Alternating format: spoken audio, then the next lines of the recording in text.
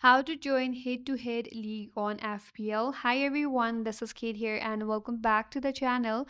And in today's video, we will learn how we can join head-to-head league on FPL. So without further delay, let's get started. First of all, head over to fantasy.premierleague.com. Make sure that you're signed in. Now to join head-to-head league, head over to menu bar on your interface. From there, head over to pick team option. On the Pick Team tab, scroll down and there you have an option to create or join league under My League tab or section. So click on it. Now scroll up a little bit and here you have an option to join a league in co-op. So click on a button. Here you have two options whether you want to join the Invitational League in Cup or to join the Public League. So to join the head-to-head league, you have to head over to join Public League and click on it.